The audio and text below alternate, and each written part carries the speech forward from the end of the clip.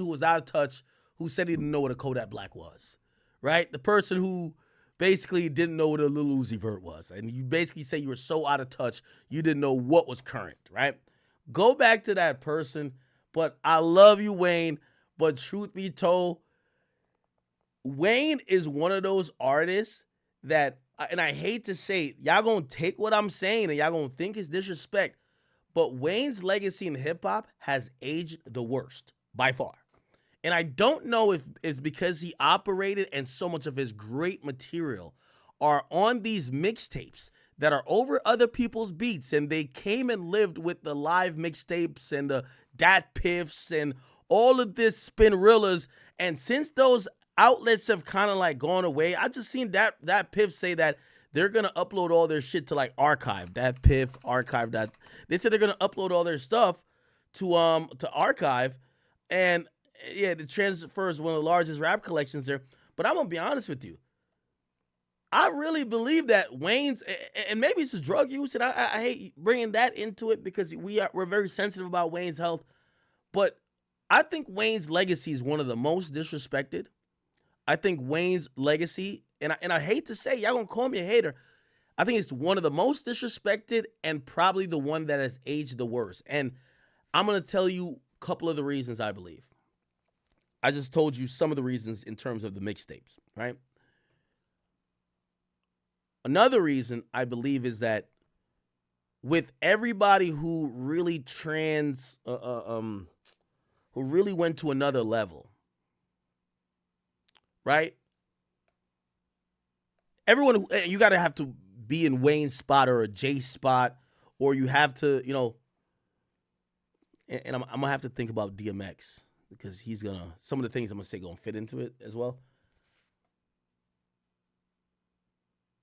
I think also because Wayne didn't also become the boss that I think it was almost intended for him to be. But it's so crazy how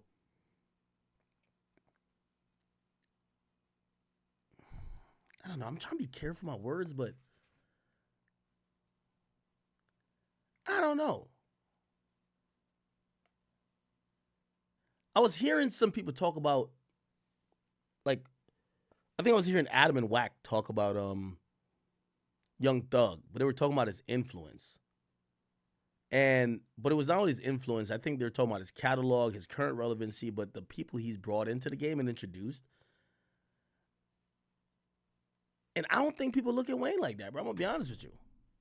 Wayne is like the forgotten GOAT. He's literally like Kobe. Like, people just compare, with all due respect to Kobe, right? And God rest his soul. People just compare LeBron straight to Mike. They just kind of skip over Kobe at a point. I honestly feel like Lil Wayne's legacy is one of the most disrespected.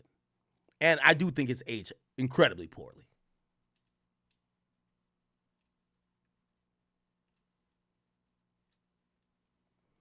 I seen a video, and this is when I realized, I said, Wayne's legacy is one of the most disrespected.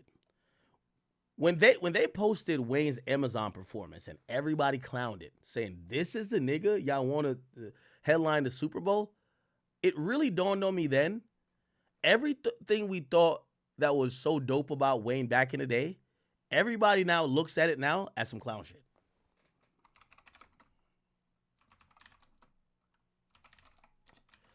So Wayne had announced that this Super Bowl performance was gonna be no, he says, all right, he was gonna do Amazon Music, right? This is after this, right? Forgive me for the delay. The delay on, just the delay. I want to say I had to get strength. I had to get strength enough to do this without breaking. I must say thank you. I must say thank you to every voice, every opinion, all the care, all the love, and the support out there. Your words turned into arms, and it held me up when I try to fall back.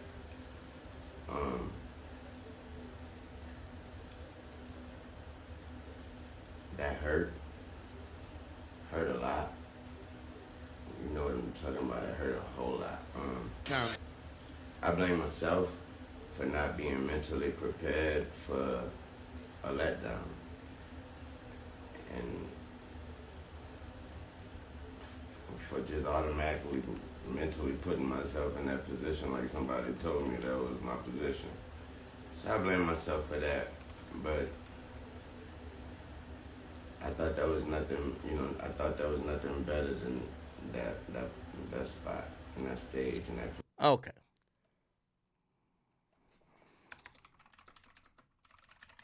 Anyway, there was a bunch of people like quoting or like showing a bunch of Wayne performances, and they were like, "Yo, so y'all really telling me this is what y'all want to see the Super Bowl?" By the way, I think this was a concert. He did speak on it. Hold on. And Here we go. During my lifetime, the first Super Bowl was here. I made sure I bought tickets at the beginning of the season. And I did the same when I moved to Miami. And I was wishing my team make it. And guess who made it that year? The motherfucking Saints. I was able to give my mama that suite. She was able to bring my family and other people from New Orleans, and they had a fucking ball.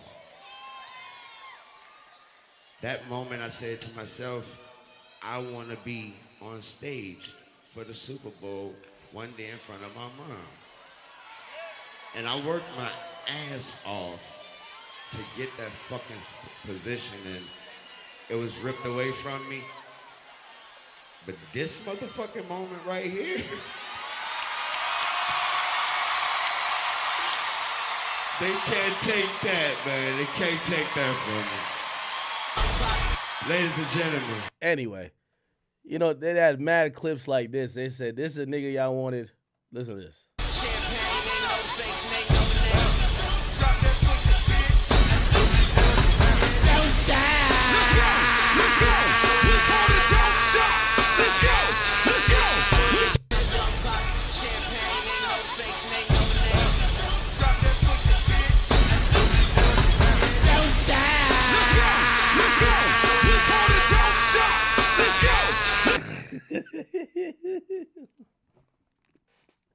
I'm gonna be honest with you.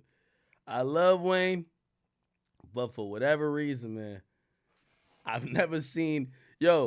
I reminisce back to the 2008 era, the 2006 to 2008. Man, Wayne was like the greatest artist ever created, and like now when I think people talk about his legacy.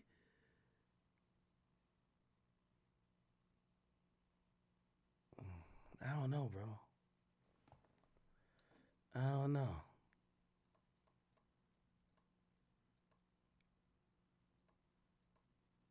I don't even know what I was talking about before I got to there. Oh, yeah. So he said, what the fuck I do? I guess I was saying, with all due respect, man. With all due respect. Lil Wayne, I do not want to see Lil Wayne rap at Kendrick. No. I've seen Tyson versus Jake Paul this year, and I'm good.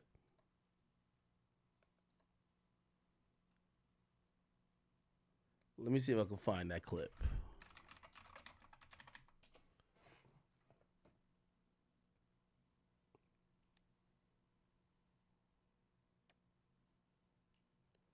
Hold on.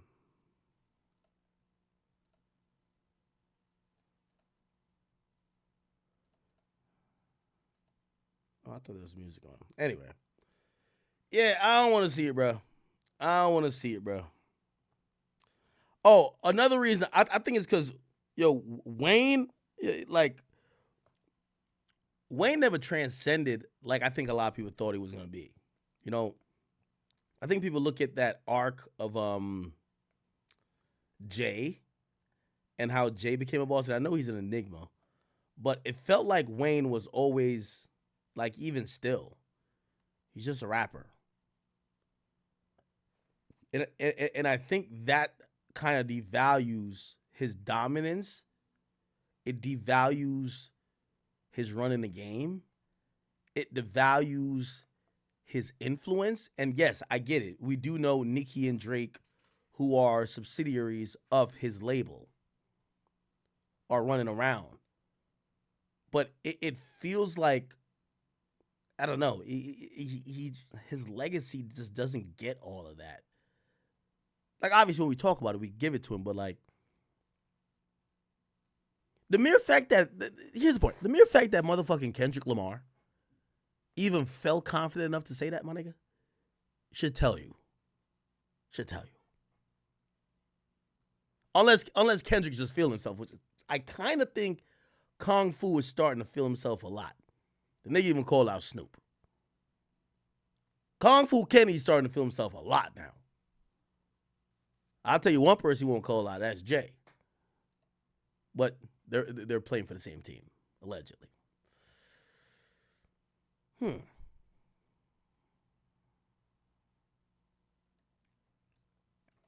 right.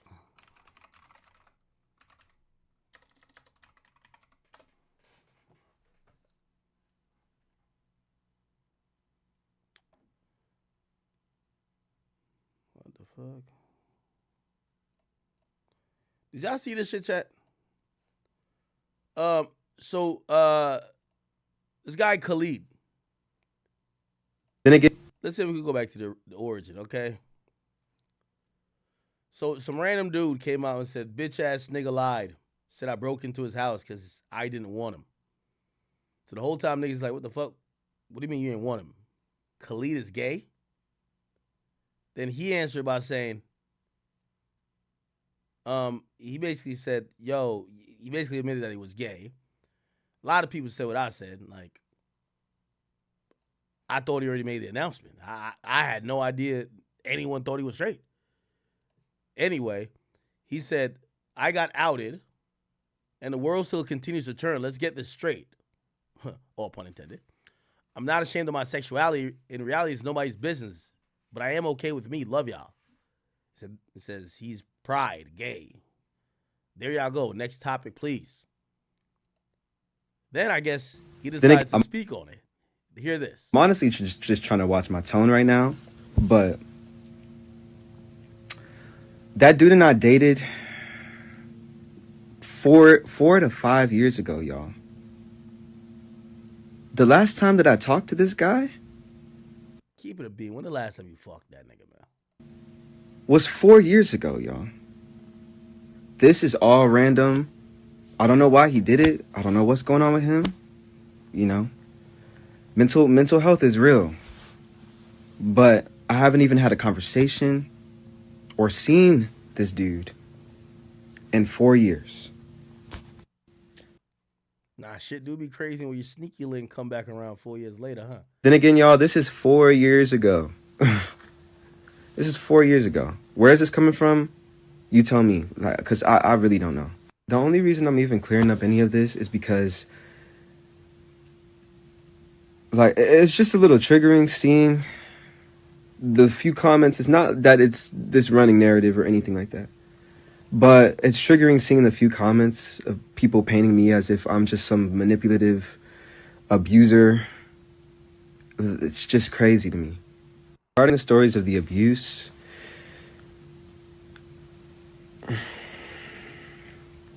it's triggering. It's triggering because it's the other way around. And that's what hurts. That's what hurts the most. I'm not going to run around like I'm the best guy in the world. Like, if you know me, you already know that's not how I get down. But yeah, all of this is definitely frustrating. I want all of this to be over just like y'all. It's literally one of the main reasons why I don't involve myself in any drama, why I stay out the way. I don't like this. So I'm not going to run around like I'm unbothered. I never said I was unbothered by anything. This is very bothering. For real. But yeah, I just had to say something. So that's that. Okay. I'm sending my prayers to my nigga Khalid. That's how you say his name? Bro, I think we all knew you was gay. No surprise here. To keep it real, you would have shocked us if you told us you was straight. And we would have probably thought you'd have came up with some lie saying you're bi, because that's what most of these gay niggas do. Hey, I ain't gonna lie to you. Maybe this is me being disgruntled as a straight man. I'm glad gay niggas going through the same type of drama that us straight niggas go through. Yeah. That's what hoes do. Hoes, like, you move on from them, they try to bring some, yeah. So I'm glad you going through it. Yeah, I bet. Now, I ain't say you, now you're like us, but I'm glad you're going through the same things. Other than that, brother, you be all right, man. You know what I mean? Listen, niggas thirsty. That brother is probably starving, man. That man is probably broke, man. Keep making some music. What type of music does he make? What's a Khaled song? What song does he have?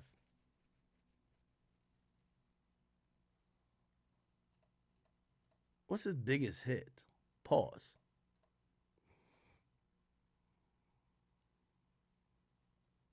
All right, man. Hope they work it out. What are y'all talking about?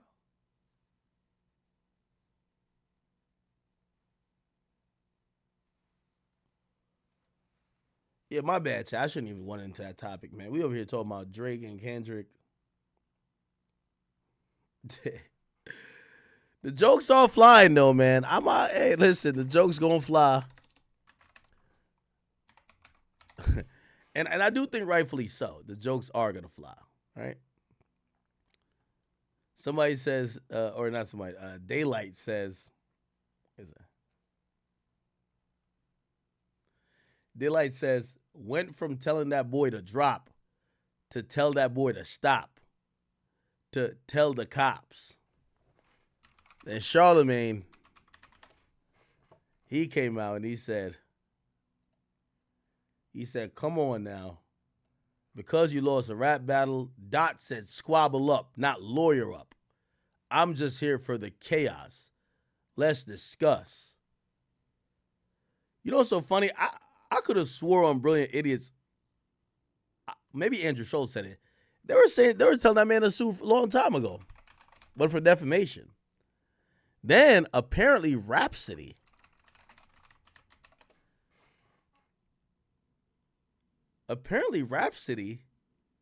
commented some shit, which she never really involves in anything. Let's see.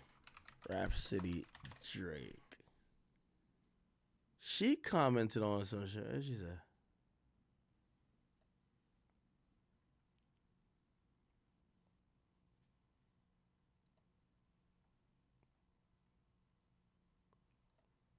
Oh, maybe she deleted the tweet. I know Elliot Wilson got that shit.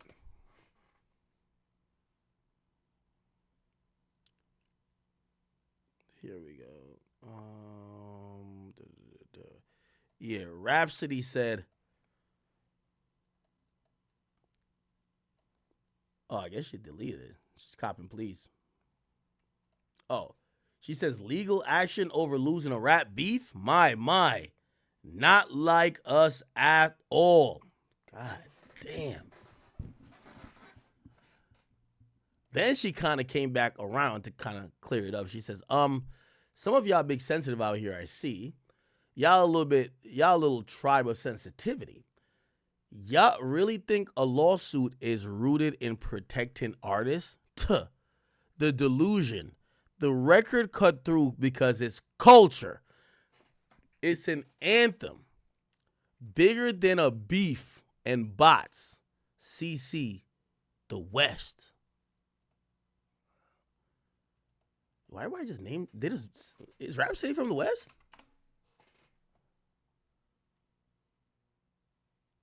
Oh, she born in North Carolina.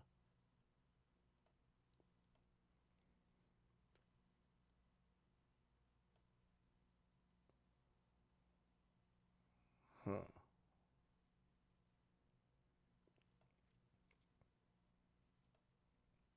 Yo, everybody's having TDE Punch. He said, nah, rap streets is done. Mustard said, oh my God, laughing my ass off. I want to get Mustard on the phone. Mustard really hate Drake. I think. I can't tell.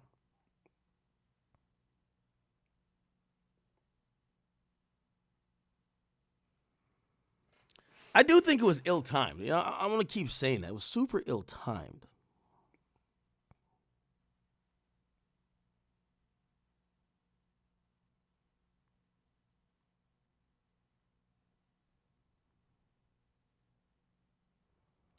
I'm going to see if I can hit Mustard and try to get him on here.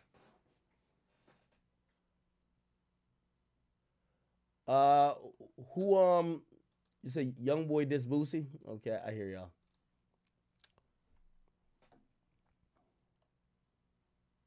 Somebody said, not a whole Rico. 100 gigs makes sense now. Few people are telling me that Joe Budden. So Joe Budden chimed in. Let's see what Joe said.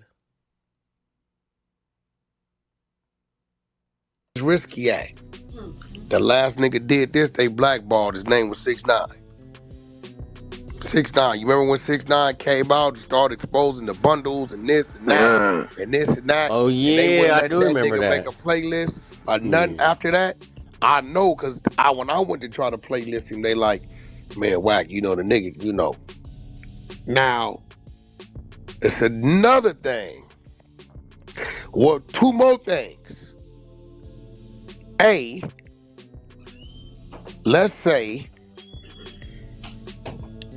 they investigated and it's found not to be true.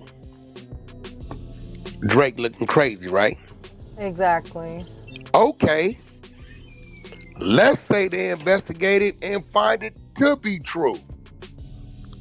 What's next? Well, it, nigga, let's check and see what was going on with your. Exactly. Either way it go, this then let his emotions cloud his thoughts so bad to where he's just swinging in the air and screaming. And I'm gonna be real. I think when he seen Kendrick Lamar controlling the first 12 slots of Apple, I think it sent him somewhere. I think that Kendrick can double back and drop the whole project since that, and he ain't released nothing. I think it sent him somewhere. Yeah, he's emotional. Crazy. I'm like, either way it go, it's up for you. Before you gotta remember. They're not gonna go to trial You that gotta fast remember, either. bro. Listen. Kendrick Lamar, right, does not control what Spotify does. And here go what's crazy. Spotify ain't gonna run no bot numbers up on themselves because they the ones gotta pay. Right. This Yeah, is that what I'm makes saying. sense. This That's nigga for is real. like you like that said. This is the part that killed me. I couldn't believe it. He said Spotify allegations that the two companies conspired to artificially inflate the popularity of Kendrick Lamar is not like us. Okay, Drake. So when they got you on their playlist and got your picture. Let's see if I can play what Joe was saying earlier.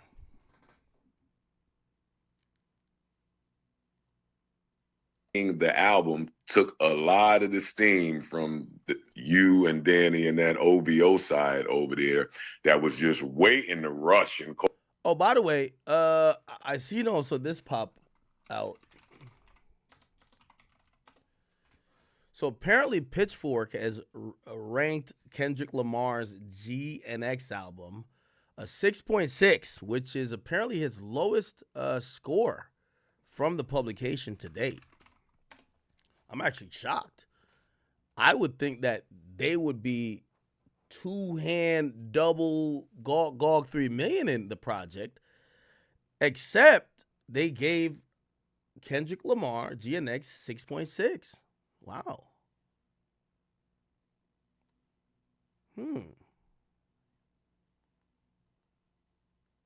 I wonder what they gave the other joints. Mr. Morale got a 7.6. Okay. Let's see what does his other albums get? Damn got a 9.2. Okay. Untitled Unmastered got an 8.6. To Pimp a Butterfly, which I think is his best project, got a 9.3. Good Kid, Mad City got a 9.5. Wow.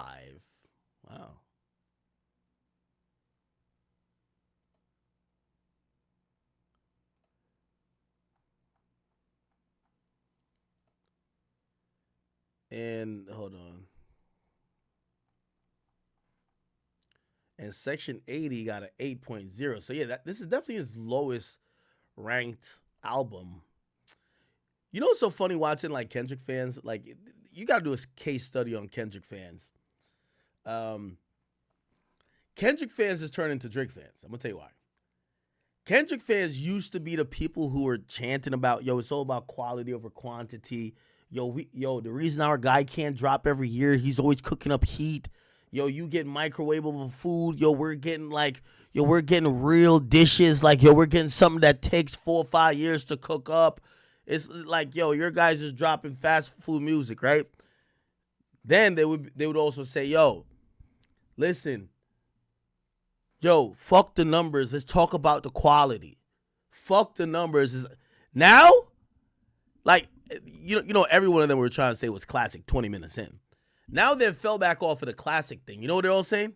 Yo, he's doing the most numbers now. It's kind of funny as fuck, but I mean, and I'm not even mad at it because I understand the cope, right?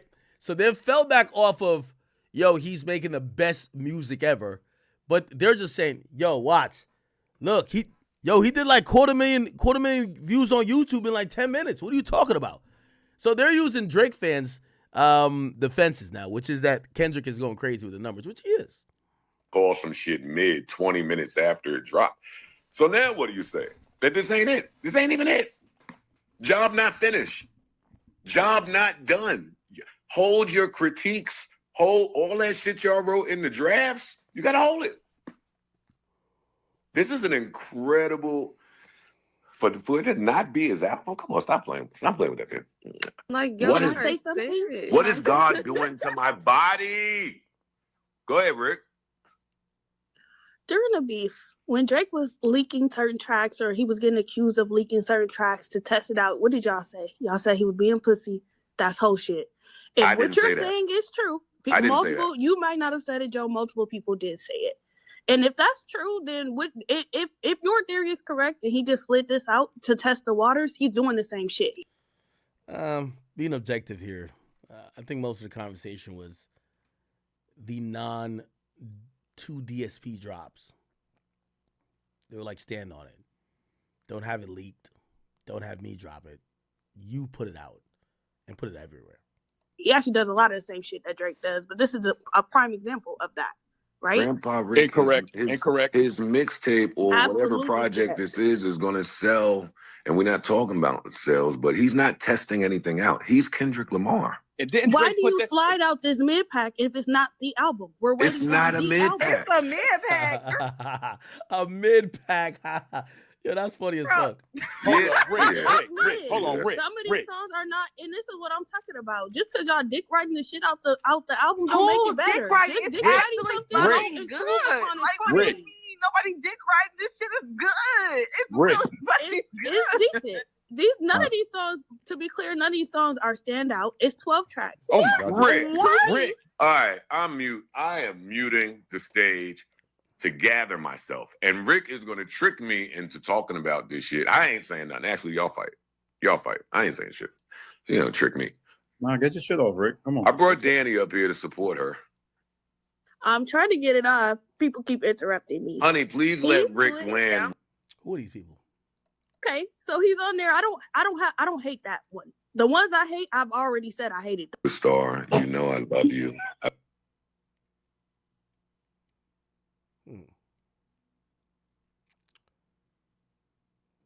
People thinking like that the West Coast got their momentum from strategically, like with Future, Metro Boomin, and The Weeknd and everybody having to come together to take out Drake. And now the feel West that Coast you got. were born in '97. That's dumb. That's just a stupid narrative, bro. Here's the takeaway, and this is the response to your question, bro. If you listen to this GNX album, you will know that this dude, the homie, is willing to stand completely on an island by himself and take any and all fades. Yeah.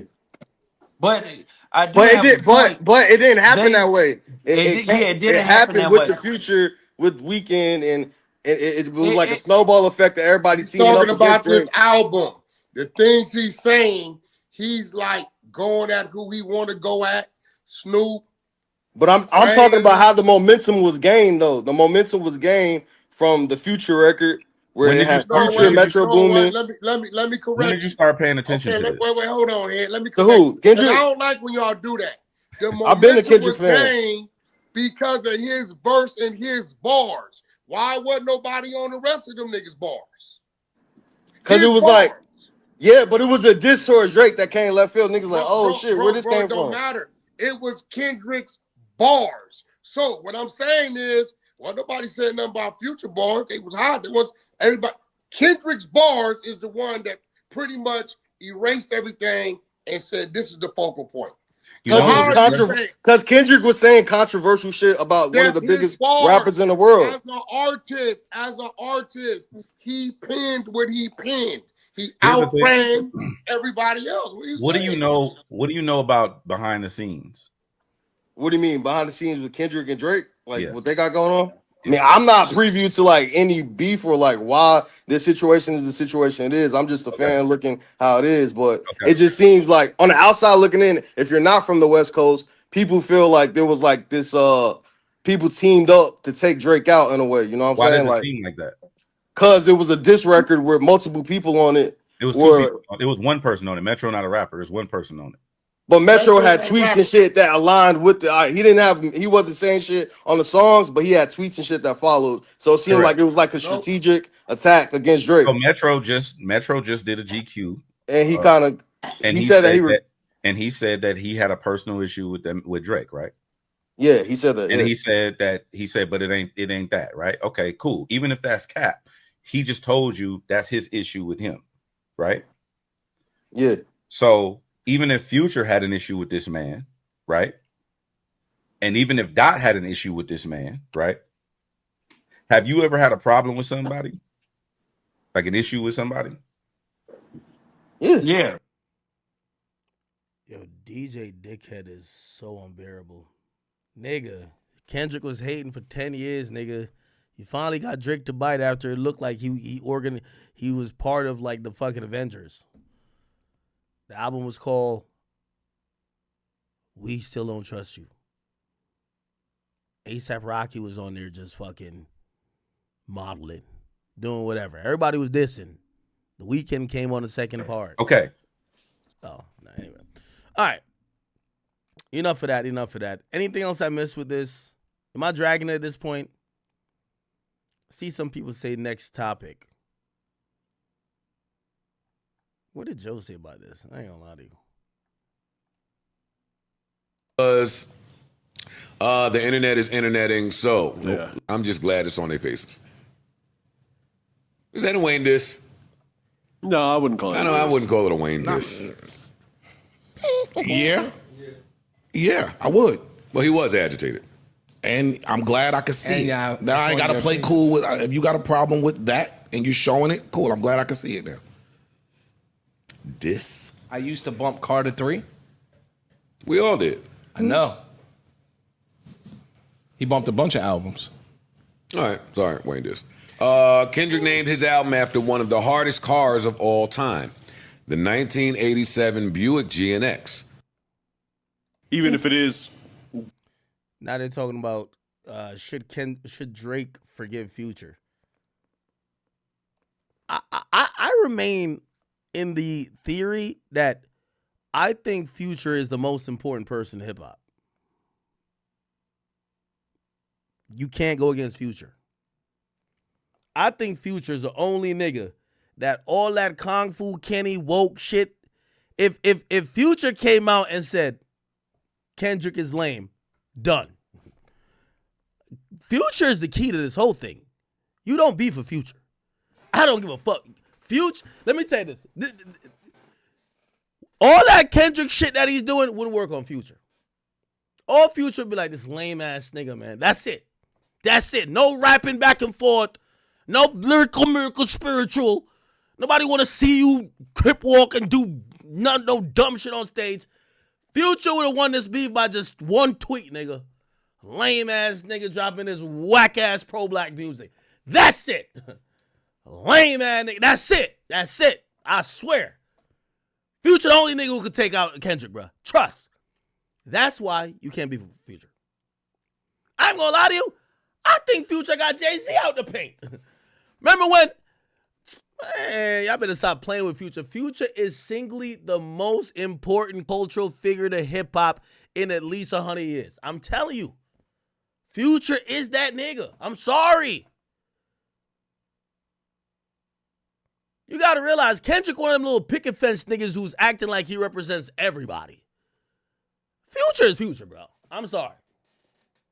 I'm sorry. I ain't going to let y'all. Let me tell you this. Future is, this is why if I'm Drake, Drake handles Future. When it's time to like diss niggas, Leland Wayne, he's a fucking lame. Metro, shut your bitch ass up, make some drums. Yo, A$AP Rocky, go wear a skirt.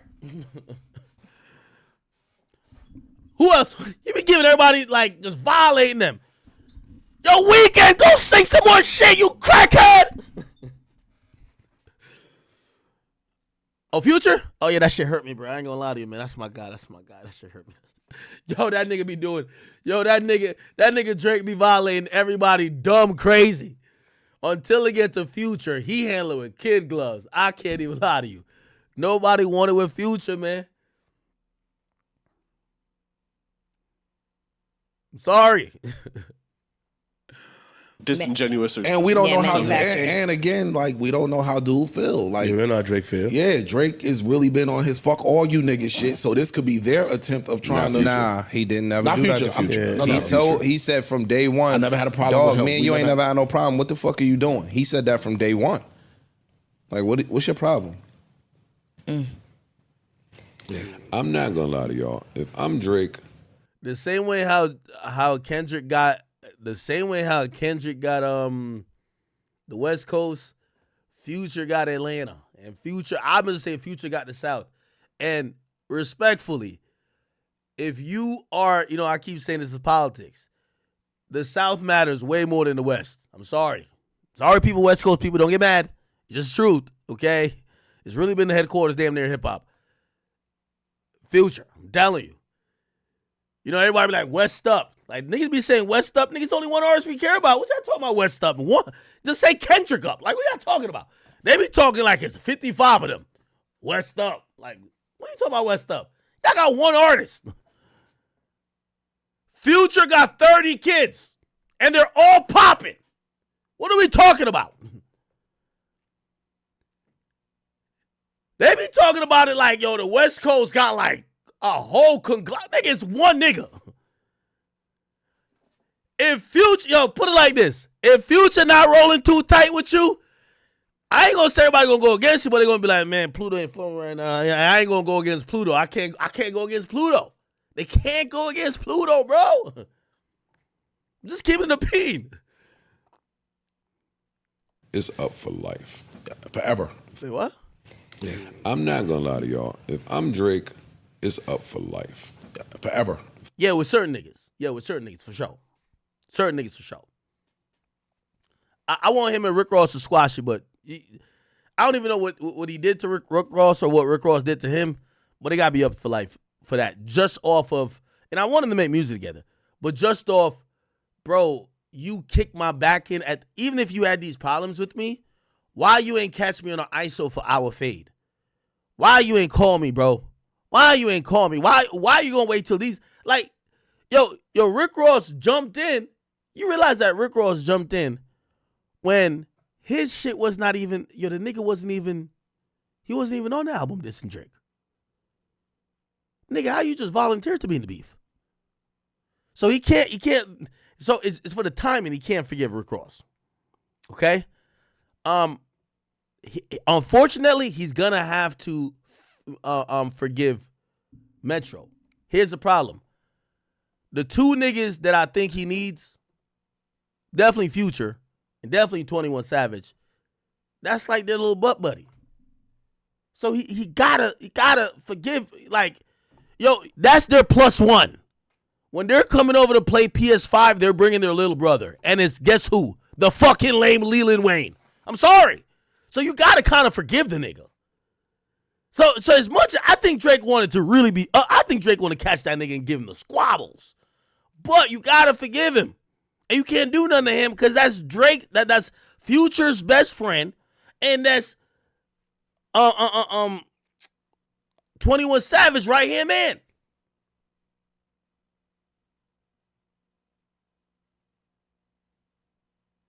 It is what it is. Forever. Who else? Kendrick up forever. A$AP Rocky. I think that's just niggas talking about who fucked whose bitch. I don't think that's that serious. Who else? And really, I think it's more A$AP forgiving him. Who else? Weeknd. They got little personal issues. Drake doesn't try to fuck too many of that nigga's girls, man. That's the problem. Let me see. Who else? Who else is it really up for?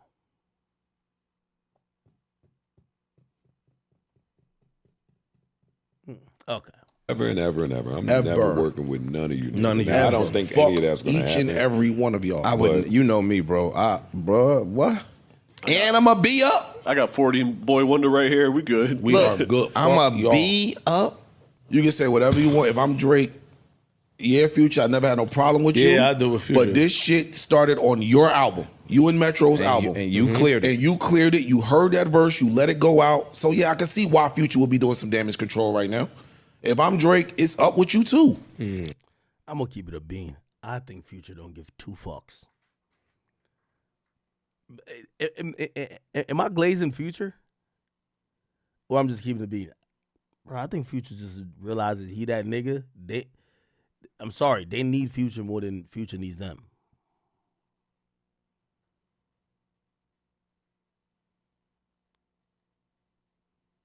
Thug back home. You know Future was on that fuck Gunna shit too because of Thug, right? All right. Him and Thug finna go crazy. He could do arenas by himself. He don't really need Drake. I'm going to be honest. He don't really need Drake. He's the culture. He got too many kids. Kendrick's a weirdo. He don't make club music anyway. He don't need Kendrick. Kendrick don't really need him. Tell you.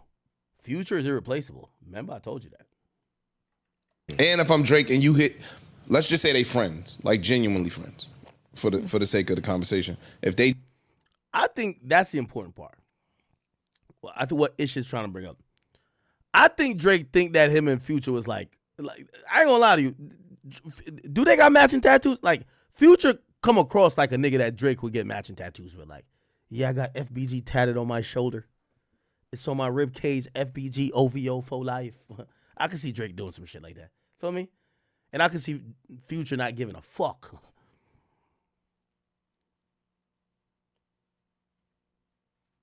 Future come across as emotionless, man. Like, there's something wrong with him. genuinely friends, and I come to you and be like, dog, you're my friend. Would I ever let somebody do that to you on an album that I was doing? Now you sitting there with the fucking stale face like, you right. Like, you right. Dog. Meh. I think time heals all wounds. Yeah, kind okay. of I do. Yeah, I do. I think you might that have stabbed enough niggas. I'm not doing that. Yeah. Sometimes time wounds all heals, so. Ooh, boy, you That's good. a John Lennon quote. Boy, you good. Okay. All right. Take that one out for a Learn second. me. Time what? Wounds all heals. All heals. Sometimes. Put that on a t-shirt. Rest in peace, Put John that on a Lennon. t-shirt. For breast cancer month. Word. Yeah, like I'm definitely not. Like, fam, if we never had no issue and we really are friends, my nigga, I'm not letting nobody shit on you on my album. Exactly. I got the slaps already. I don't care if they all piece it up. Yeah, that's more. There's more to be made. If they want to piece it up. I'm cool. I'm done. It happened. It's over with. The impact was the impact. If y'all want to piece it up and make songs, bro, we got the Kendrick album now. Like it's over. It's done. It's done. Hey, Queen Jones. Thank you for the 3. She says, "Act real talk. How does Drake make a comeback?" Yeah, I'm gonna keep it a being with you. Yo, Drake. Let me tell you this. Here's the problem though. Everything Drake does, like there's a part. Well, not everything. Part of what Drake does is covered by the market. Like Future gonna keep a slap. What Drake got to do is, I ain't gonna lie, going absent. Drake, listen, Kendrick is like a one-trick pony, my nigga. He can't carry the culture. And I'm not saying this. I'm saying this like, I fuck with his music, but Kendrick does one thing.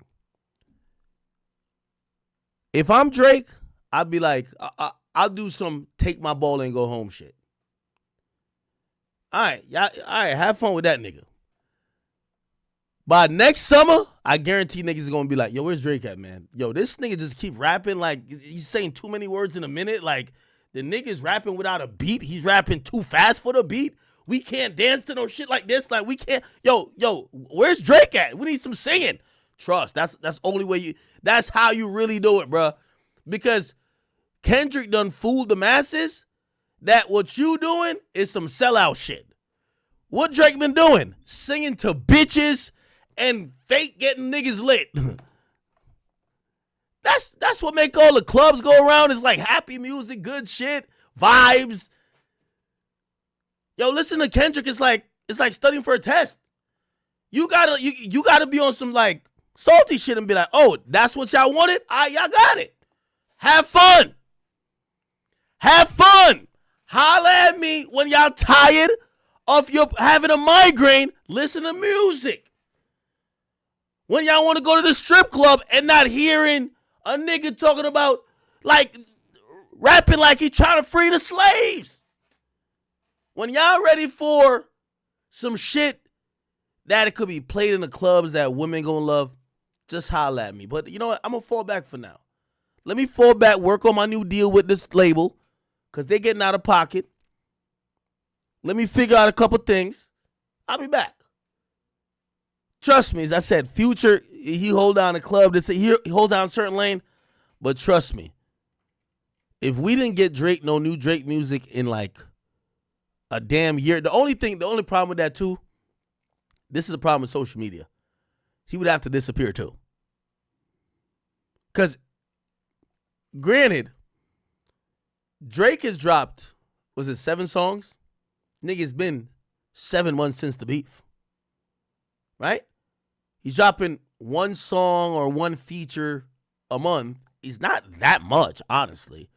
But to people, they feel like, nigga, you always here. And you know why they think that? Because he's posting on his story every day. We're seeing him on a stream. You're seeing him play basketball at the crib. If he just went ghost on some, like, that's what I would do. A word? That's what y'all want? Or y'all on some pro-black shit, huh? Or y'all want to pick up y'all picket fence? Like, that's what everybody know. If you at the cookout, you not playing no Kendrick. You in a strip club, you playing Kendrick. You on a 2-man, you playing Kendrick. Like, I'm asking you questions. Say yes or no. You on a 2-man with your dog. Are you playing Kendrick? All right, so if I'm Drake, I'm going to just do what a salty nigga going to do. I bet you got it. I quit. I'm out of here. I'll see y'all later. I'll wait till people start saying, all right, enough of this shit, man.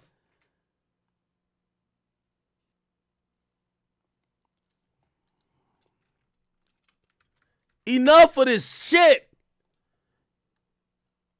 Oh, that's yo, nigga. I'm telling you, after 1 week of listening to this project, niggas is gonna be good. There ain't no, like, even that song you dropped, woke up, nigga. Like, that's cool. I ain't gonna lie. That's gonna last a month. That'll last a month. But there is no more Not Like Us is the only song that I've seen Kendrick drop in recent history that I ain't gonna lie. They're gonna play that in 3 years. But it's just always gonna be around. It's gonna remind people of the beef. It's a really catchy song. Drake, no, not Drake. I mean, Kendrick don't make those often. Unless he's on his damn shit. Which, if he drop some damn shit, shit, I don't know what to do at that point.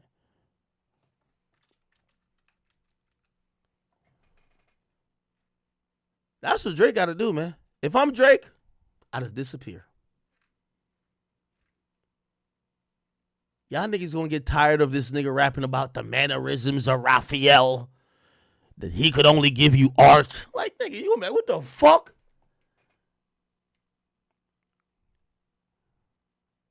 I'm telling you. That's all Drake got to do, but here's the thing though. Drake done fucked it up already. Like, Drake is the artist that, unfortunately, he's the most visible and the easiest accessible artist. Bro, people don't even know Weeknd's voice, how it sound outside of singing, bro.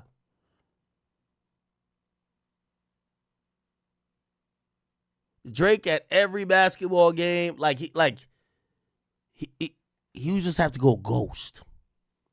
Leave the market. You see, right now, and I think he should be thinking about going, it was one thing when he was trying to keep a song on the Billboard Hot 100. He has no songs on the Billboard 100. Just disappear. All right. Okay. Y'all won. Y'all got it. Hit him with the Offset. Y'all won. Bruv, trust me. Niggas listen to Kendrick all day and he got to do feat. First of all, does anybody remember Kendrick on any club song features? Bro, the nigga coming rapping triple time, just ruining the fucking beat for no reason. You're like, oh my God. What's the name of that song he fucking ruined? He just came on just like, oh my God. Like, it was a good old vibe. You're like, oh shit. Then all of a sudden he's like, what the fuck with this Eminem flow, man? Fucking up the whole vibes.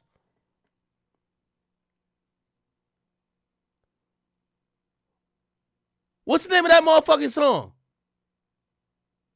You gotta let people, sometimes you gotta let people get what they ask for. No, it's not fucking problems. The Mask Off remix, nigga. Mask. This nigga came on here just saying some fuckery, bro. Look, Future giving everybody who didn't pay respect, gotta fess up now and pay your debt. Gotta lay something down to make a threat. Gotta say something now. Bro! Who let this nigga on the track?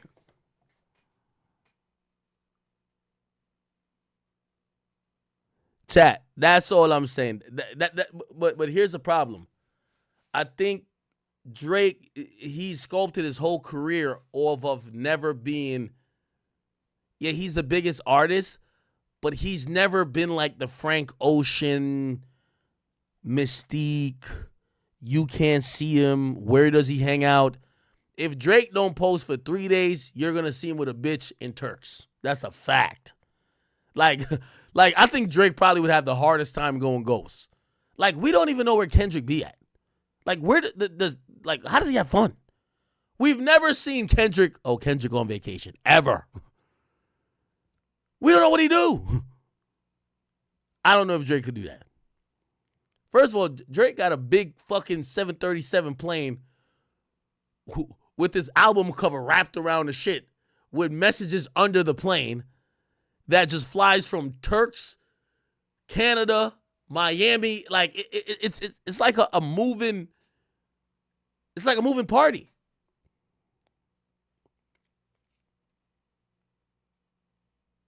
I don't know, man. I don't know. All right, let me see. Who else? Oh, let me go back to this.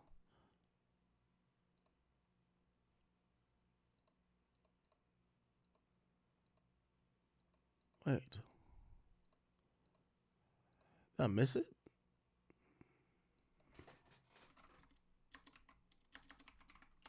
Yo, chat. I know how to drag a topic, don't I? Nigga, I dragged this whole topic for 6 hours straight, bro. You'd be damn surprised. I ain't gonna lie, I'm good. I thought I was like, nah, I'm gonna do 2 hours and then let's move on. Looked up, I tried to do that Khaled topic and I was like, fuck that. Let's keep it going. Where is it at? Oh, okay. So this is. Would I ever let somebody do that to you on an album that I was doing? Now you sitting there with the fucking stale face like, you right. Like, you right. Dog. Meh. I think time heals all wounds. Yeah, kind okay. of I do. Yeah, I do. I think You that. might have stabbed enough niggas. I'm not doing that. Yeah. Sometimes time wounds all heals. So wounds what? Ooh, boy, you That's a John Lennon quote. Rest in peace, Put John that Lennon. really our friends. My nigga, I'm not letting nobody shit on you on my album. Exactly. I got the slaps already. I don't care if they all piece it up. Yeah, that's my. Now here's the thing. Do we think that Drake and Future are really friends? So the relationship started off weird. It started off where Future really needed Drake. Drake didn't show up to the video shoot for Future. There's a little tension there. You remember that? Drake Future relationship. This has been,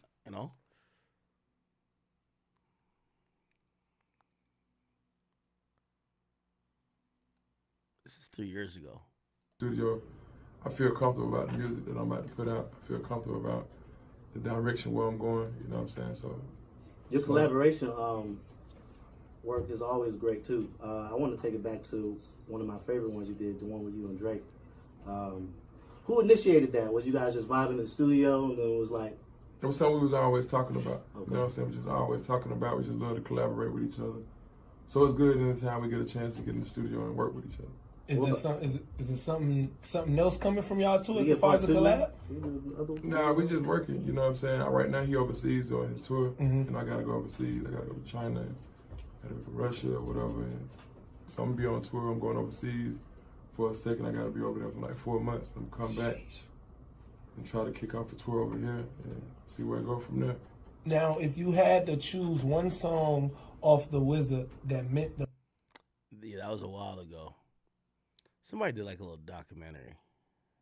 Is it this? Today, Drake and Future stand as the #1 most streamed duo in rap history. However, thanks to recent events, we may never hear them on the same song ever again. From countless chart-topping hits together, breaking records touring the world, and of course their Let me grab some to drink.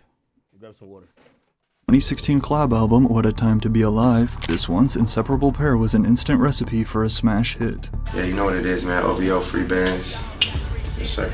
Literally 3 of Future's 5 most streamed songs in his career are with Drake. So what happened? At least from the surface, it appears that Future was the one who abandoned Drake. But why would Future ditch his once frequent collaborator and close friend, who by the way is also one of the biggest artists on the planet? Well, as we begin to break down the lyrics and reveal the truth behind these stars' unexpected split, the real reason will likely surprise you. According to Drake on Family Matters, his messy split from Future made him, quote, sick to his stomach. And honestly, us fans around the world feel the same way too. Having racked up billions of combined streams together, including their certified diamond single Life is Good, the two seemingly great chemistry has only made their recent beef more confusing. However, despite Drake and Future's insane musical success as a duo, the truth is their relationship has been rocky behind the scenes from the very beginning. And in order to fully understand the current situation, first we have to go back to where it all began. Believe it or not, since Drake and Future's first song together, there has been tension. Fresh off of a string of hot mixtapes in the Atlanta trap scene, back in 2011, Future stated that Drake actually reached out to him first to hop on a remix to his song. And although he did credit Drake for introducing his breakout hit Tony Montana to a whole new audience, this would also mark the first bump in the two shaky friendship. So many people from Atlanta wanted to get on this song, and it's just like basically a slap in my face because they like, shit, you should have did it for somebody from Atlanta who was gonna get in the video, who wanted to be part of your video. Future claimed that it was a slap in the face for Drake not to appear in his Tony Montana music video. However, this was just a small insult compared to what was about to come. Future is probably one of my favorite people to come to the studio with just based off his work ethic, said Drake back in 2012. But while the two had clearly been developing chemistry, including collaborating again on the banger Love Me with Lil Wayne, along with Drake featuring on Future's trap music mixtape, that same year in 2013 though came more drama. So when we was at the studio, Drake came by the studio, and I always tell my engineer, started from the bottom. So when I put the beats on, I was like, man, put the beats in. So I always said, started from the bottom. He telling me this story. He bought me a bottle of Louis XIII that I never opened up. Wow. Because of this story, and I'm like, man, I want a bottle, I need publishing. Future revealed to Power 106 that he allegedly inspired the hook for Drake's hit Started From the Bottom, a single from his third album Nothing Was the Same. But although Future seemed to joke about it in the interview, still saying he'd rather have publishing on the song than a bottle of liquor, what happened just a month later was no laughing matter.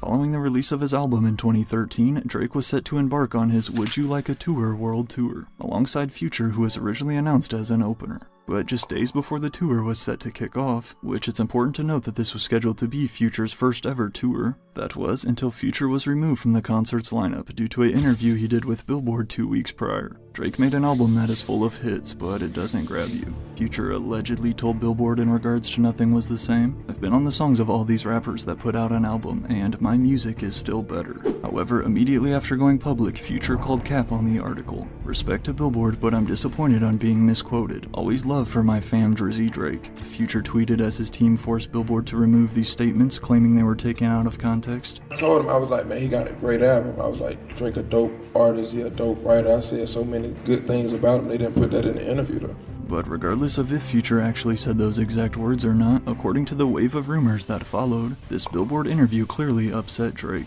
In addition to Page 6 reporting that Drake was, quote, so angry that he immediately demanded Future be booted from the tour, telling his agent either Future gets fired or he'll fire him, also came reports that Future was allegedly planning to file a lawsuit against Drake for lost wages. Seeing as he was set to earn about $40,000 per show on Drake's tour, this rumored lawsuit was said to total $1.5 million.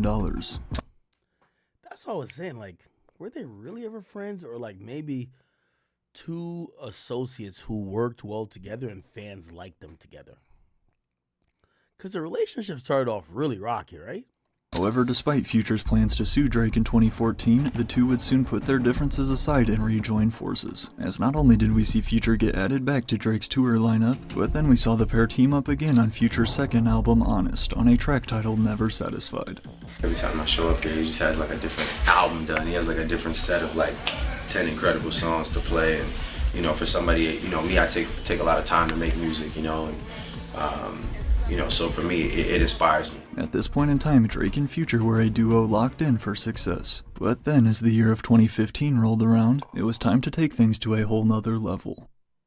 To continue his streak of appearing on each of Future's first 3 albums came their now 4-time platinum collaboration, Where Ya At, leaving Drake as the only feature on the classic Dirty Sprite 2. And in addition to this time Drake actually showing up in the song's music video, which we need to note that the song was produced by Metro Boomin, it was actually during these recording sessions for Where Ya At in 2015 between Future, Metro, and Drake that another idea was formed. Right now, this shit we making as a whole new way. It like changed the game. Everybody had to go back to the game board and like, damn, we never ever thought this would happen.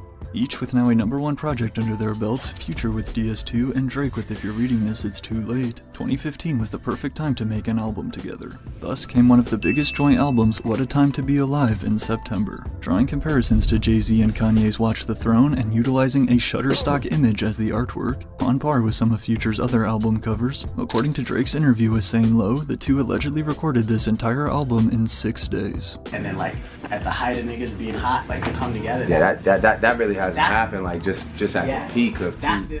I went to Atlanta and spent 6 days with Future. He's a machine. I've never seen anybody with that much of a catalog. Digital Dash, he had just bodied it so much, recalls Drake of the album's intro. That was the realization of, we're gonna do this whole project together. And who better to executive produce the project than Metro Boomin? Already having worked with Future on songs like Honest and once before with Drake, Metro would end up landing production credits on 8 of the 11 total tracks. However, this is important to remember because as we're about to see in a second, Metro Boomin played a large role in Drake and Future's relationship crashing down. FBG OVO 100% raps Drake on the album in reference to their 2 record labels, along with easily debuting at #1. Following the massive success of What a Time to Be Alive, the pair would then announce their Summer 16 co-headlining tour. Totaling 54 shows across North America, Drake and Future would set the record for the highest grossing hip-hop tour of all time, with over $84 million raked in. But although Drake would break his own record only 2 years later on tour with the Migos, again in 2016, 2017, Drake and Future were the biggest duo in music, and for a while there, it was smooth sailing at the top for these two stars. In addition to their Zaytoven-produced single, Used to This, also came another 5 songs released before the pandemic. First was Grammys off of Drake's biggest album, Views, Blue Tint from Scorpion, we heard 2 Future features on Dark Line demo tapes, and of course we can't forget their diamond single, Life is Good in 2020. Never turn my back on FBG, God forbid. But then, only a year later, came Certified Lover Boy, an album that included another collab, Way Too Sexy, which is surprisingly Future's first song ever to reach the #1 spot on Billboard. Today, Drake claims that he had to, quote, put Future's first #1 in his hand, basically flexing, saying that Future needed him in order to top the charts, but back in 2021, it at least appeared to be all love between the two. Drake and Future were constantly popping out at each other's shows, partying it up at Magic City, and always showing love to each other on social media. All things that fans noticed was not the case just a year later. With 3 of the 5 most streamed Future songs featuring Drake on them as well, you would think that something very significant had to have happened for Future to split from Drake, the world's most streamed rapper year in and year out. And although the duo still had one more global hit in them in 2022, this one never felt close to the same. In April of 2022, Future released his 9th studio album, I Never Liked You, which included 2 features from Drake, I'm On One and Wait For You. However, although Wait For You featuring Thames was one of the biggest songs of last summer, winning a Grammy and becoming Future's second #1 hit, aside from the music video though, neither Drake nor Future promoted this hit. They have never performed this song together, which is strange compared to their constant performances in the past, and as it turns out, this is likely the last song we'll ever hear Drake and Future release. In the months following Wait For You, fans began to speculate that something was up behind the scenes, as Drake and Future had never gone this long without being seen together. And then, in November of 2022, following Drake's collab album Her Loss with not Future but instead another rapper, 21 Savage, this would only fuel the rumors even more. I heard that's a big rumor that Future is not too happy this Drake and 21 Savage album. Because Future and Drake did an album before. And it makes Drake and Future album not as important, I would say. That's what he feels. According to rumors, Future was upset that Drake teamed up with 21 Savage for an album. While we've seen Future himself do collab albums with other rappers in the past, the fact that Future had been pushing for the release of him and Drake's sequel, What a Time to Be Alive 2, claiming on Instagram back in 2019 that the album was already cooked up, it is possible Future was a little jealous that Drake chose a different Atlanta rapper to do an album with instead. I got it being true too. I have it being true. I got it being true. Now, I'm not saying he's throwing a temper tantrum in his new 8-figure house, but I think he looked at his phone with one of those meme faces. But again, while nothing was ever confirmed, another year passed with still no sign of the two together. However, speculation would only skyrocket in 2023 when Drake dropped his album For All the Dogs, with the deluxe edition totaling out at a long 29 tracks, and including features from countless industry rappers including 21 Savage, Yeat, J. Cole, Chief Keef, and Lil Yachty to name a few. Not one of them was his formerly frequent collaborator, Future. Also seeing is the fact that Future did not repost or share Drake's album on social media like he typically always had in the past. At this point, their beef was all but confirmed. And then, just 4 months later, it was. In March of 2024, Future and Metro Boomin teamed up to literally shake the entire rap game as we knew it. With the release of We Don't Trust You also recruiting the help of Kendrick Lamar, it was immediately clear that they were trying to take out Drake, featuring bars from Future on the album's opening track reading, You a dude's #1 fan dog, sneak dissin' I don't understand dog, as well as possibly hinting at the real reason the two are beefing, pillow talkin' acting like a fed, I don't need another fake friend, can't be bout a hoe cause we sharin' dog. These lyrics directed at Drake not only confirm their beef, but also seem to line up with the theory many fans have made on the internet. After the release of We Don't Trust You, fans began tracing back Drake lyrics from the past few years. That could potentially now have a deeper meaning, as subliminal disses aimed at Future. Drake don't do a diss like an outright diss song where it's a headshot.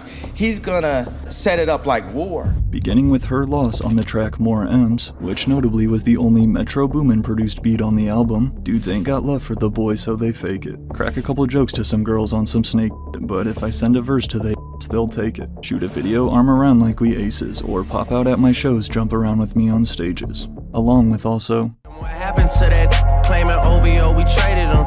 And again, remember Future would previously be on social media flexing his OVO chains and reposting his former friend Drake. However though, this still doesn't answer why the two split up. Well, in addition to Future sneak dissing Drake about pillow talking and sharing a girl, also came the popular internet theory to support this claim. This claim that Future and Drake are actually beefing over a girl. Might have slept with a rapper girl, but you ain't F Drake yet. Read more lyrics from her loss. But as speculation continued to grow, fans dug deeper. It was initially believed that Drake's 2023 track, What Would Pluto Do, was paying homage to Future. As the chorus reads, what would Pluto do? He F that girl, so I did it. However, after their beef was confirmed, fans now think this song has a totally different meaning. It is now believed Drake was instead saying that since he knew Future was with this one particular girl, he slept with her too as a way to get back at Future. Pluto do he definitely on his hoe, ayy. The cruelest thing to do is to be cool with a dude and effing on his girl. Future raps on his track Rockstar Chains. I know dudes do it to me, so I'm always gonna send that hit.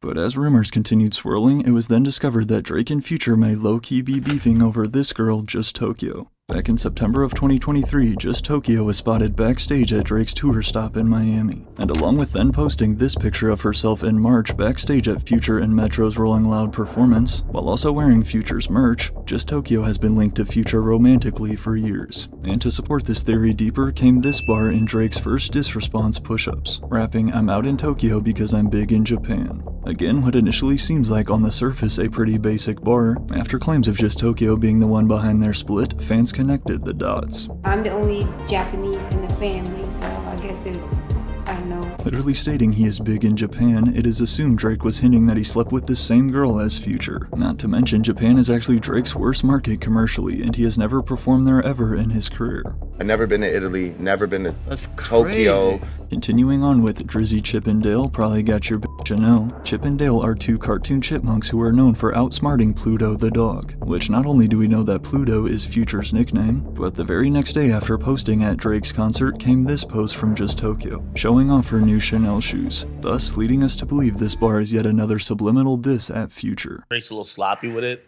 where like, yo, all these guys, they share like the same crop of girls, but it's like, yo, these are like the community chicks that we all bang, and yo, you're doing certain But whether or not Just Tokyo or any other girl is actually the reason behind their recent drama, Drake had a few more disses in store for his old friend. I could never be nobody #1 fan. Drake raps on push-ups responding to Future. Your first #1, I had to put it in your hand. Along with again bragging that Future needed his help in order to get his first #1 hit, also came these lyrics in Drake's other diss track, Family Matters. Pluto make me sick to my stomach, we ain't never really been through it. Drake claimed their split made him sick. It was these next bars that reveal a big reason why. Leland Wayne, he a f***ing lame, so I know he had to be an influence. These dudes had a plan and they finally found a way to rope you into it. Two separate albums dissing, both Future and Metro's We Don't Trust You and their sequel 3 weeks later. I just did the Kim to it, man, skimmed through it.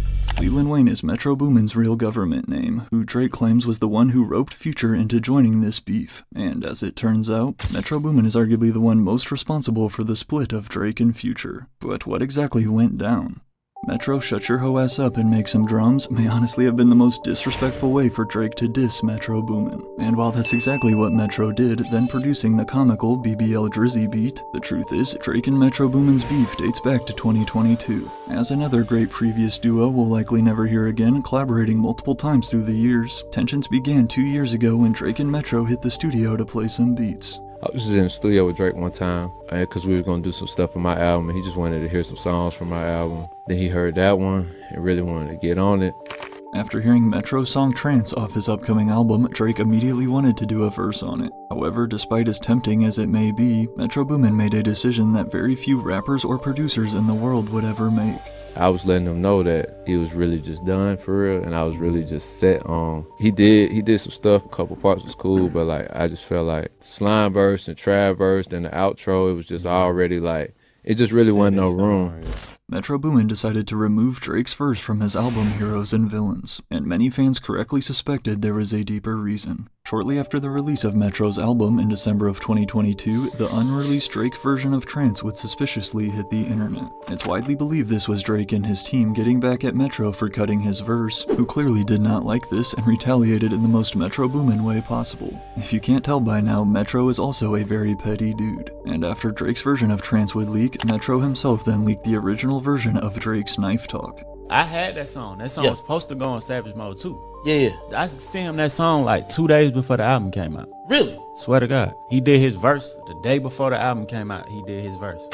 Knife Talk was originally just a 21-in Metro track meant for Savage Mode 2, and as a way to try and get back at him, the version that Metro leaked and shared is the version without Drake. Then, about another year passed, and in December of 2023, although he did produce one song on Her Loss, again the song that Drake supposedly dissed Future on, Metro had this to say on Twitter though, after Her Loss kept winning awards over his album. Yet Her Loss still keeps winning Rap Album of the Year over Heroes and Villains. Proof that award shows are just politics and not for me. The true award and reward is knowing that the music I spent so much time on brings joy to people's everyday lives. While this post is extra interesting considering the seemingly great relationship too between Metro and 21 Savage, who is obviously the other artist on Her Loss and who basically came up with Metro Boomin', but it's also likely that Metro had worked hard on What a Time to Be Alive too, and similar to the rumors about Future, it's possible Metro also feels slighted by Drake for ditching their project for Her Loss, since again, What a Time to Be Alive 2 was said to be already in the works back in 2019. That too. It's already cooked. Top secret. Yeah. That's not what it is, by the way. My brother. Top secret. But regardless of the reasoning behind Metro Boomin's salty tweets, he would then respond to a fan asking if his beef with Drake is serious, to which Metro replied, "It's not deep at all, LMAO." However, after unfollowing Metro Boomin on Instagram and going on to call him out on this Kick livestream, it's safe to say Drake did not feel the same way. And to the rest of you, the non-believers, the underachievers, the tweet and deleters, you guys make me sick to my stomachs, fam. Honestly, if you guys want to look in my eyes, you guys want to do something? You guys, that's what I thought. No, that's what I thought. But again, to confirm Metro and basically the entire rest of the rap industry's beef with Drake came his collab album with Future in March. And although neither of them are yet to directly state the reason for their beef, to sum it up, it seems like everybody was picking sides, and Future chose Metro Boomin's who he's worked with for longer. Not to mention Okay, all right. Enough. Yeah, we don't know what's up with that. Anyway, have y'all seen this? So apparently there's some Easter eggs in the Squabble Up video for Kheded. Here's a few of them. Apparently they're saying the rap nerd, this is what this guy said. It says the film Rap Nerd in Me caught the reference immediately. So Squabble Up is really a kind of an ode to the Roots, the movement that they dropped in 1999. So it looked like he was paying homage to them with the set. Yeah, okay. I can see it. Yeah. Then they said, "Don't hit him. He got kids with him. My apologies." What? Said Kendrick Lamar Menace to Society reference in Squabble Up video. Let's see. Oh, that's from Kane's death in Menace. Yeah. Look, nobody. All right here.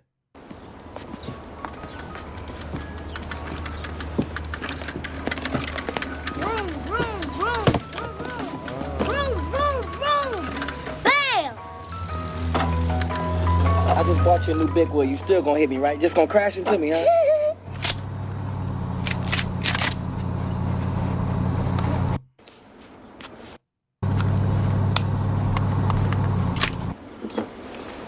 Which is kind of iconic. Kane. Thought you was gonna help out my brother. You lazy. L-A-Z-Y, lazy.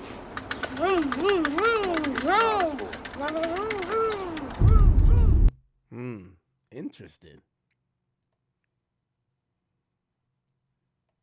So it's from here, and then Kendrick utilizes pretty much the same thing. Okay.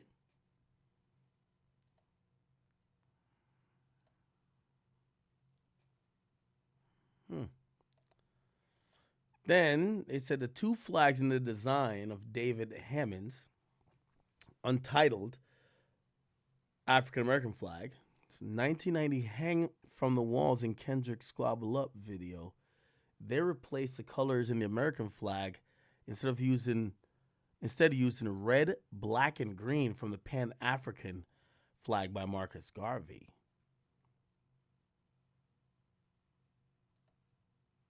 Okay.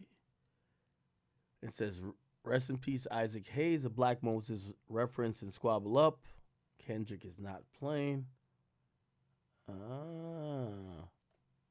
It's interesting. Like, you know, Kendrick definitely, he does do a good job of showing us that he's a student of history.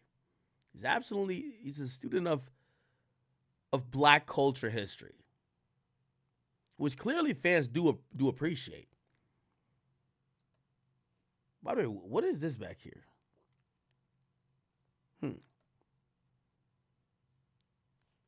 Then you have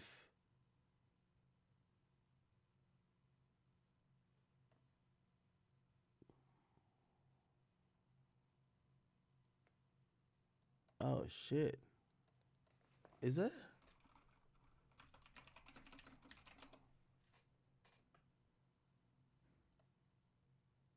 What album cover is that? Let me see.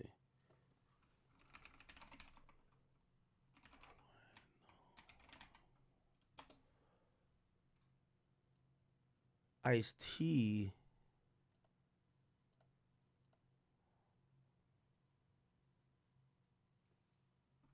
Oh.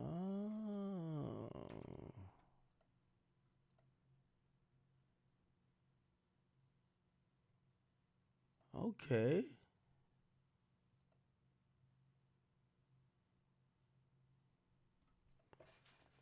Not bad at all.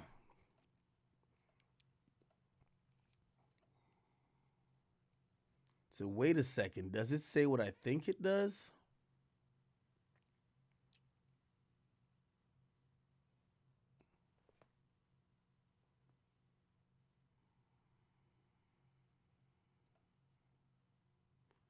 ChatGPT.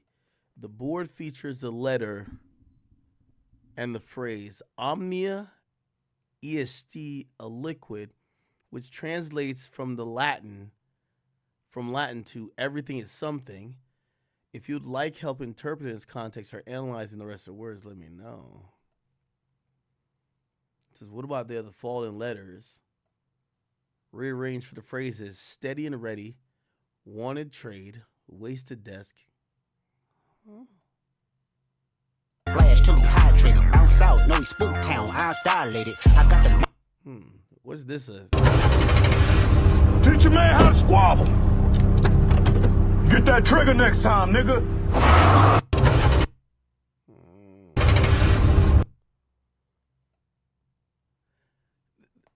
I like the Easter eggs that Kendrick does. I like that. I like it. I think it brings back the essence of watching a video and knowing that there's some intention behind it, other than just showing you random images of them flexing or showing off women. So I'll definitely give Kendrick some credit for that. All right. Yo, chat, I ain't gonna lie, man. I'm finna call it, man. I think this was the Drake and Kendrick stream, or actually the Drake lawsuit stream. We'll come back tomorrow and do the rest of the GNX breakdown. We're gonna have official first week sales tomorrow. I'll tweet them out in the morning. So when I get up, I'll be tweeting out his current first week projections. We gotta wait for the Spotify numbers to come in tomorrow, and also whatever the meter report on Apple Music does, that we could give like a good accurate realm of what he's gonna do for the first week.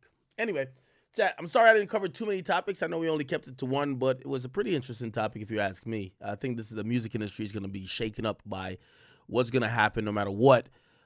Essentially, we have the biggest artist in the game soon as label. This is a very integral portion of time because we've seen this before. A lot of people believe that the reign of 50 Cent got ended because he went at Jimmy Iovine. Jimmy Iovine used to run Interscope. When you go at your boss, no matter even if you're the biggest fish in the pond, you get sacrificed. You know what I mean? Like, these guys are who they are for a reason. If you go with Lucian Grange made you. Like, we've never seen this work. I mean, shit, Kanye going at Def Jam, or, you know, whoever else. So we will see how it turns out. But it clearly, I can't speak to what's in Drake's mind in terms of the timing, in terms of why this way, why file this lawsuit. Again, this might help out other artists in the future. But I don't know how much it helps out Drake in what we have to think is a contract dispute. It's a negotiation tactic. Will they just be like, hey, we're going to give you whatever money you want? Or maybe they're even salty now and be like, no, now we're definitely not going to give you the money. So how does this get resolved? What is this goal? I don't really know.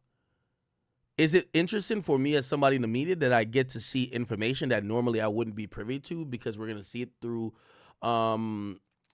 whatever complaint that eventually gets filed as a lawsuit? Of course. What's going to happen with the other artists?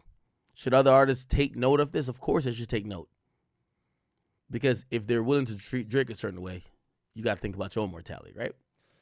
All right, people. I'm going... Somebody said I'm a fake-ass streamer? I did 6 hours. What y'all talking about? I'll be back on tomorrow. I got to get on a little bit earlier, okay? Chat, do love y'all. I appreciate y'all for watching. I know I didn't stream for like 2 days in a row, but we're still trying to get our goal of 100 hours this month. I think we're almost at like 60, so I still got 40 hours to do this month. And by the way, that's no contract. That's just me, trying to keep up with giving you guys a steady dose of content each month. All right. Anyway, chat, get off of here. Love y'all. See y'all. So, the boy Drizzy Drake. Man, oh man, oh man, oh man.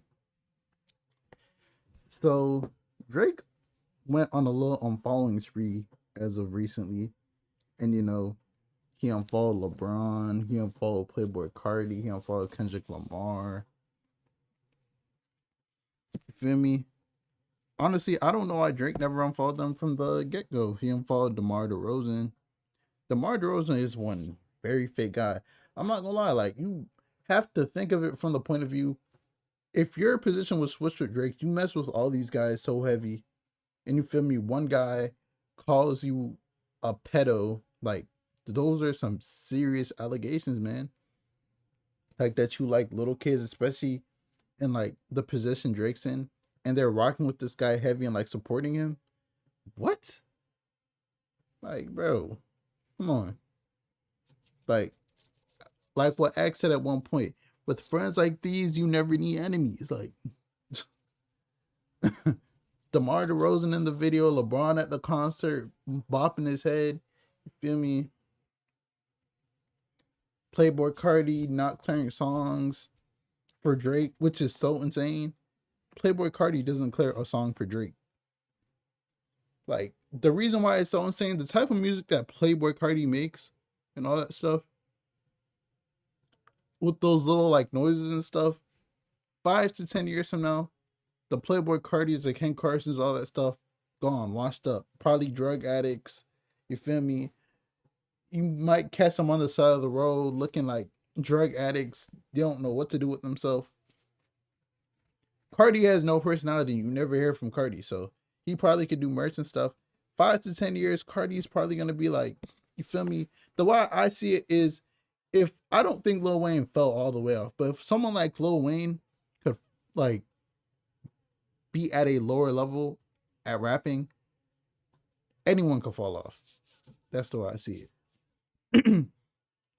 And no one this day and age really ever reached Wayne's level, for real. So yes, they could all fall off. Like, Wayne could go and tour and have a bigger tour than damn near every single rapper now. But someone like Drake, the type of music Drake makes and all that stuff, Drake's cool. Drake doesn't even need rap. So, feel me? But hey, man, I hope Drake unfollows more people. There's definitely more people who deserve to unfollow. It's your boy Big Act News, though. Make sure you like, comment, subscribe, and I am out.